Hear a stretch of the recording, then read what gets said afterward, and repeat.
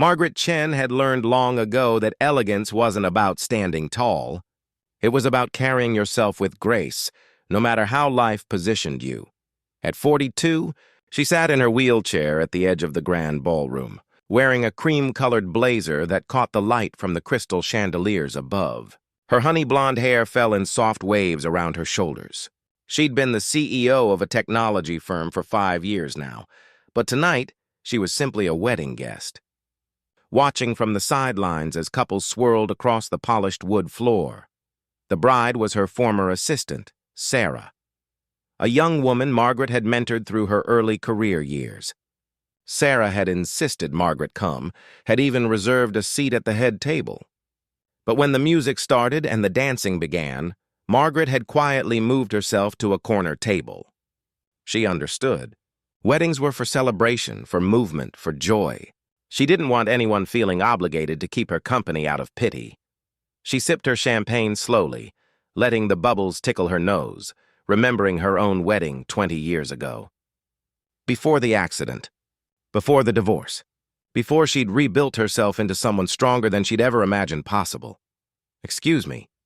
Margaret looked up to find a man standing beside her table. He was handsome in an understated way, with dark hair just beginning to gray at the temples and kind eyes that held genuine warmth. He wore a blue Henley shirt, casual but fitting for the relaxed elegance of the evening.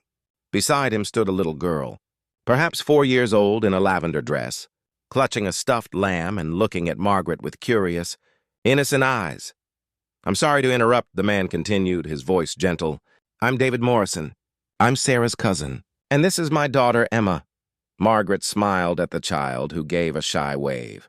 "It's lovely to meet you both." "I'm Margaret." David cleared his throat, and for a moment he seemed almost nervous.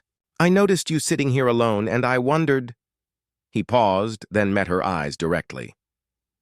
"Would you be my date for the evening? Emma and I could use some good company. And honestly, you look far too interesting to be sitting by yourself." Margaret felt something catch in her chest, not pity in his voice. "Not obligation, just genuine kindness. She began, then smiled. "I'd like that very much." David pulled out a chair and sat down, lifting Emma onto his lap. "Fair warning," he said with a grin. "Emma's been asking everyone she meets about their favorite ice cream flavor." "She's very serious about ice cream. Chocolate," Emma announced solemnly. "Mine too," Margaret said, and she was rewarded with the child's beaming smile. The evening unfolded like a gentle flower opening. David told her he was a teacher, 5th grade, widowed 3 years now.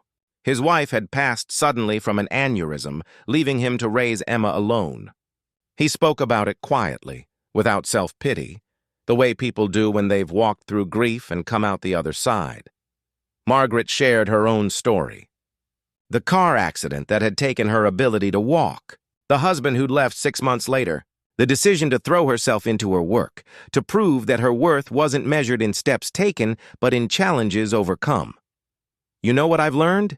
David said softly, watching Emma color on a napkin with crayons a waiter had kindly provided. "Life breaks us all in different ways, but some people let it make them bitter. Others let it make them better. You strike me as someone who chose the second path." Margaret felt tears prick her eyes. When had anyone last seen her so clearly? As the evening wore on, other guests began drifting over to their table. David's warmth was magnetic, and soon they were part of a larger conversation, laughing and sharing stories. Margaret realized she wasn't the woman in the corner anymore. She was part of the celebration. When Emma began to yawn, her small head drooping against her father's chest, David stood to leave. "Thank you," he said to Margaret. "This was the best wedding I've been to in years." "Wait," Margaret said, reaching into her small clutch. She pulled out a business card and wrote her personal number on the back. "Call me for coffee or ice cream." Emma should know that chocolate isn't the only worthy flavor. David's smile was like sunrise. "I will. I promise." 3 months later, Margaret sat in the same wheelchair in a different venue. David's school was hosting a father-daughter dance, and Emma had asked through her father's phone if the pretty lady in the special chair would come too. As Margaret watched David twirl Emma around the gymnasium floor, The little girl's laughter echoing off the walls, she realized something profound. She'd spent years proving she was enough despite her wheelchair. But maybe the real wisdom was simpler. She was enough because of who she was. The wheelchair was just part of her story, not the whole story. When the music slowed, David rolled her onto the floor, Emma scrambling to sit on Margaret's lap. And there, moving in gentle circles, the three of them created something beautiful. Not a conventional family, not a typical dance, just kindness, meeting loneliness, just courage, meeting hope. Just three people who'd learned that love isn't about perfect circumstances. It's about showing up exactly as you are and asking someone else, "Will you join me?" And sometimes the most beautiful answer is simply, "Yes." The chandeliers still sparkled above them. But Margaret wasn't watching from the sidelines anymore. She was part of the light.